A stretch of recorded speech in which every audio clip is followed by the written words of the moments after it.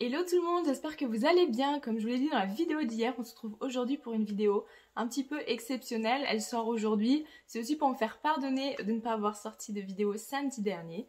Donc dans cette vidéo, je vais vous expliquer tous les choix que j'ai faits par rapport au poulain de Chéri. C'est parti!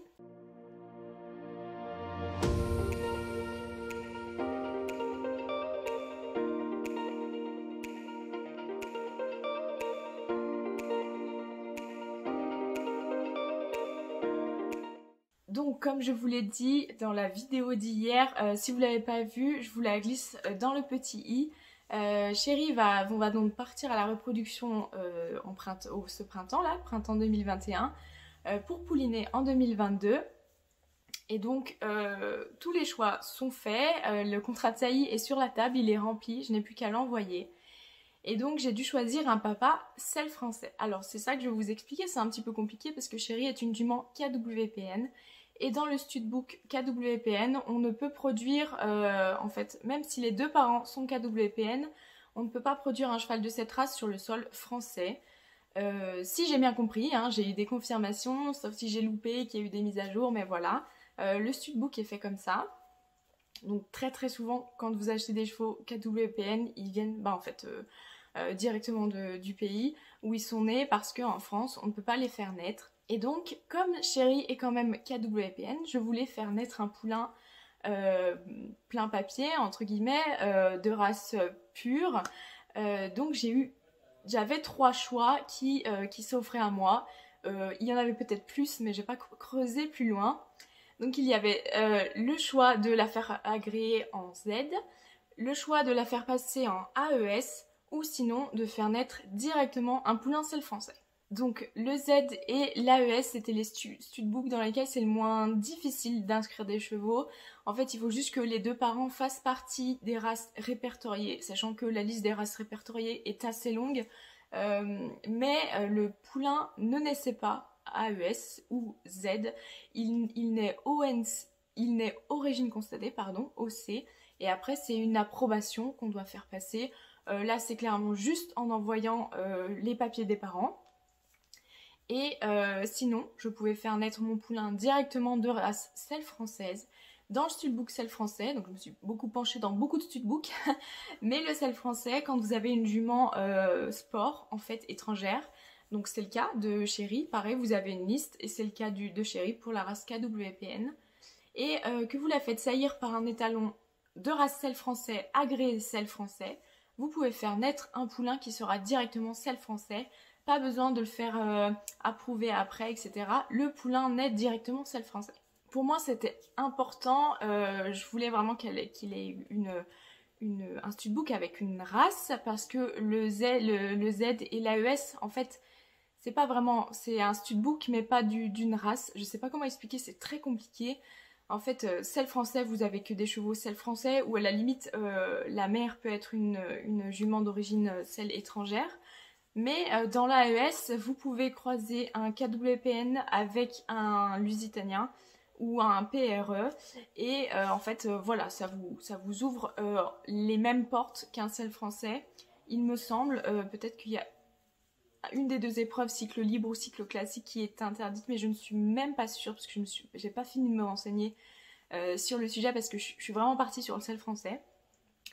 Parce que aussi j'ai trouvé ce que je voulais dans le sel français. Donc mes critères pour trouver un père étaient dos court, parce que Chéri a le dos très long, pas mal de force dans les jarrets, plutôt des membres et des articulations fines, parce que Chéri a des articulations très grosses, alors c'est résistant mais c'est un petit peu moins esthétique. C'est vrai que c'était un petit peu un critère en plus. Et donc il fallait qu'il soit sel français, approuvé sel français. Et le petit critère bonus était un cheval noir. Clairement, celui-là, il pouvait sauter très rapidement. Je voulais que le cheval aussi, il ait déjà des produits qui soient montés et si possible sortir en concours. Parce que il y a des très bons chevaux qui produisent des chevaux moyens. Il y a des chevaux moyens qui produisent des très bons chevaux. Voilà, c'est comme ça dépend ce que le... Bon, alors ça dépend aussi, bien évidemment, de la mère, mais des fois il y a des pères qui sont bons et qui transmettent pas beaucoup et des pères qui sont moyens et qui transmettent beaucoup. Voilà, c'est vraiment le jeu entre guillemets de la génétique, le hasard, où voilà, des chevaux sont faits comme ça. Donc je voulais que ce cheval ait déjà eu des poulains et qu'ils aient au moins 3 ans, qu'on leur ait déjà posé une selle sur le dos pour voir un petit peu le tempérament qu'ils avaient. Sauf que quand j'ai commencé à regarder dans les selles français et même dans les autres races, dès qu'un père avait déjà des poulains qui étaient bons, forcément le prix de l'assaillie montait. Et il montait extrêmement vite. C'est-à-dire que j'ai des chevaux j'ai trouvé des étalons qui étaient à 1600, 1700 euros hors taxe, en plus souvent l'assaillie, sachant que du coup ça rajoutait entre 2 et 300 euros de plus. Donc voilà, 1900 ou 2000 euros l'assaillie. C'est vrai que c'est compliqué hein, si jamais voilà, le croisement ne marche pas, parce que même si on met toutes les chances de notre côté, la génétique, il y a quand même du hasard. Donc voilà, ça m'embêtait de mettre autant de budget là-dedans. Donc j'ai arrêté de chercher en me disant je veux qu'il ait une production. J'ai cherché, je me suis fixé un budget et j'ai cherché voilà, ce qui correspondait dans mon budget.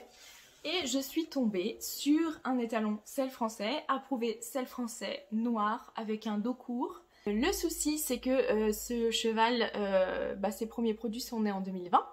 Donc ils n'ont encore pas 1 an, donc on ne peut pas du tout se rendre compte du tempérament qu'ils auront. Alors on peut en avoir une idée, mais voilà, ça peut changer. Mais je me suis aussi dit que une grosse partie du tempérament c'était de l'acquis, tout n'était pas inné, c'était aussi comment le poulain grandissait, ce qu'il voyait, comment sa vie se passait, etc. Donc je vais miser là-dessus. Après c'est vrai que j'ai regardé les vidéos, des reprises quand il avait 5 ans de ce cheval, il se passait plein de trucs autour du carré, il bougeait pas une oreille. Donc voilà, moi mon but c'est vraiment qu'il ait un bon mental, parce que c'est ce qui pêche un petit peu chez Chérie, c'est qu'elle est un petit peu compliquée, aussi peut-être du fait que c'est une jument, mais je pense qu'elle aussi a vécu des choses qui ont forgé son caractère et qui font qu'aujourd'hui elle est un petit peu compliquée, donc je ne suis pas sûre qu'elle transmette ce mauvais côté au poulain, mais voilà, au cas où j'ai 2 chances de me rattraper, le père et l'encadrement que j'aurai avec le poulain. Donc évidemment je vais me faire énormément conseiller, je vais beaucoup me renseigner. Je crois que depuis tout à l'heure je vous parle, mais du coup je ne vous ai pas dit qui est le papa, enfin qui sera le papa. Ce sera donc Einstein du Parc, je vais vous mettre des petites photos là. Donc c'est un étalon noir, c'est un fils de Don Juan de Hus, donc j'ai pris un étalon entre guillemets, en fait il est moins cher que les autres parce qu'il n'a pas de production en grande partie et parce qu'il est jeune.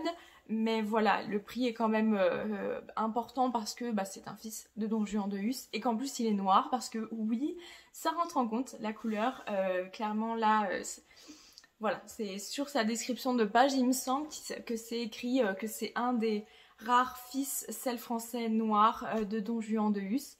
Et en plus sa maman est une fille de Sandroïde, si je ne dis pas de bêtises. Donc clairement ses parents, voilà, c'est des bons parents.